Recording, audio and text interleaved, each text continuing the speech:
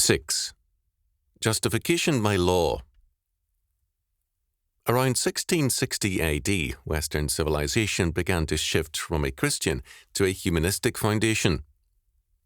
Earlier, the so-called Renaissance had represented a similar change, but it had been defeated for a time by the Reformation. For the Enlightenment, religion was a matter of emotions, superstition, and blind faith, and hence the province of women and children, not rational men. For Bell, true morality was grounded in right reason, not in religion. In a book written soon after the Comment of 1680, Pierre Bell argued that there was no necessary connection between religion and morals. Hence, atheists could be as moral as anyone else, and toleration was thus the rational course with respect to various religious groups. In one work, he did argue against toleration for atheists, perhaps on pragmatic grounds. But the matter did not stop there. All law was progressively located, together with morality, not in God, but in nature and reason. The Enlightenment thus separated law, morality, providence, and reason from God and religion, and located them in nature and reason, and thus, in effect, in man. Elite man. This separation had its impact on religious life. One effect was the birth of pietism. We cannot grasp the full meaning of pietism until we see it as a reaction in Protestantism against the Reformation and in Roman Catholic circles against the Counter-Reformation. The pietists turned from an emphasis on justification and regeneration to a stress on the new life and emotional experiences. This was, in part, a return to the pre-Reformation emphasis on religious experience rather than doctrine.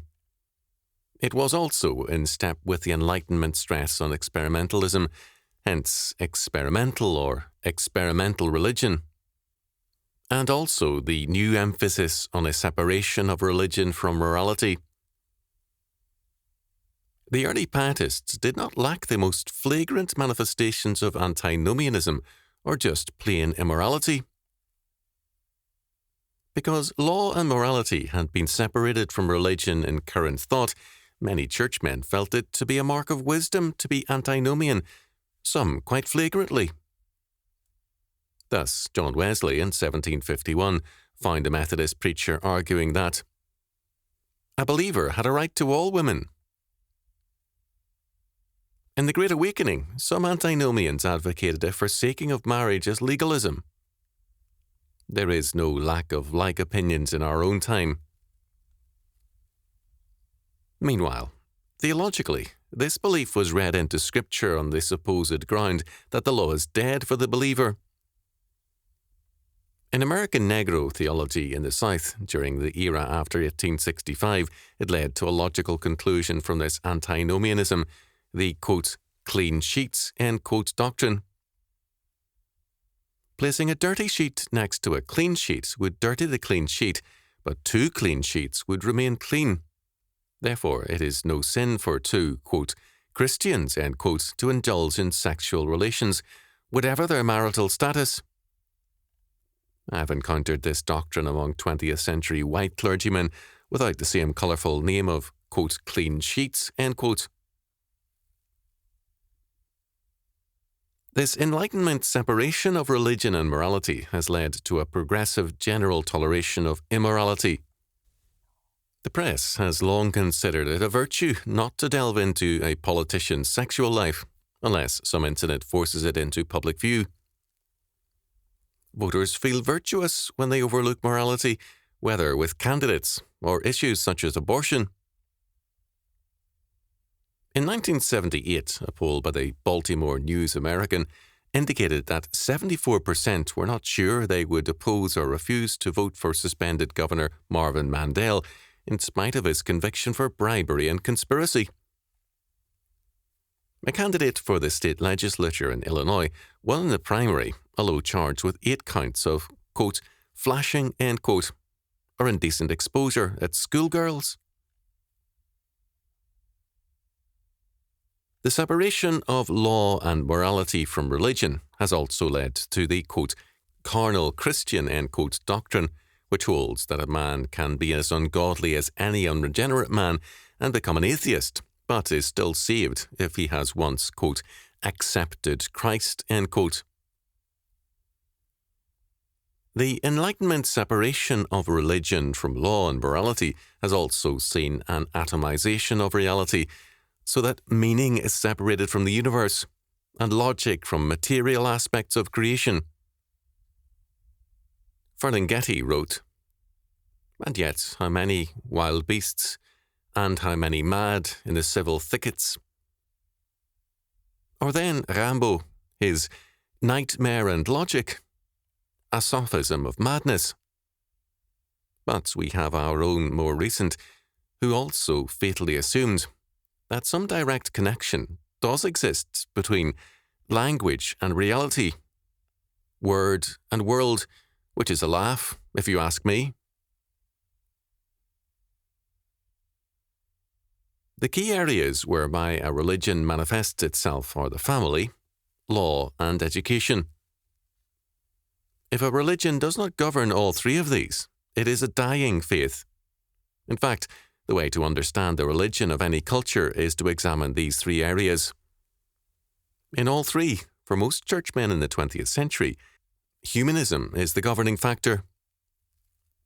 Children are seen as a physical and economic responsibility, not a religious one. Our laws are increasingly informed by humanistic morality, and our statist education is humanistic to the core. When a religion abandons law and education, another religion takes over, and humanism has, largely by the default of, quote, Christians, end quote. Both law and education are very important to the humanists, because humanism's plan of salvation calls for the redemption of man in society by means of statist law and statist education. This, of course, means totalitarianism. Law seeks to have as its purpose the suppression of crime and violence and the requirement of restitution. Exodus chapter 22 verses 1 to 17, Romans chapter 13 verses 1 to 8.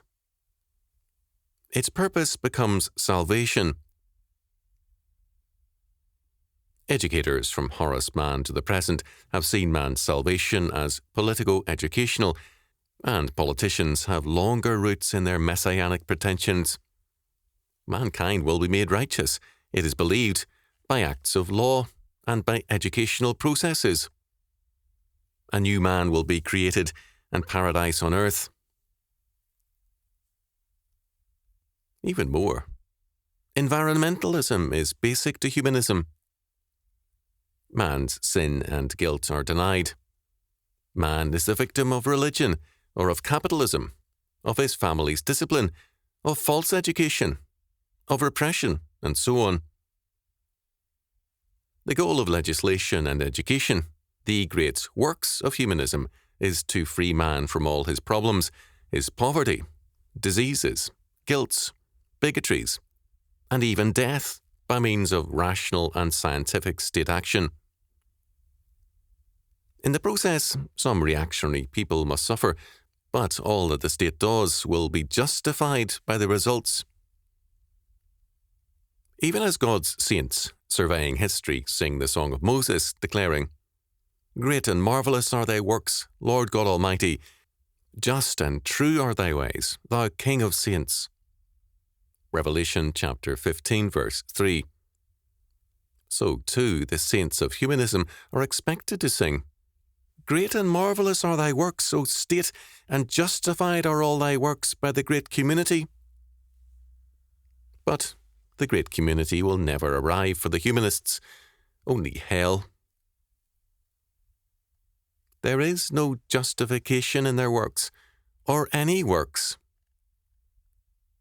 But we cannot eliminate the threat of this rival religion until we as Christians restore the family, law and morality, and education to their rightful place under Christ the King and his law word.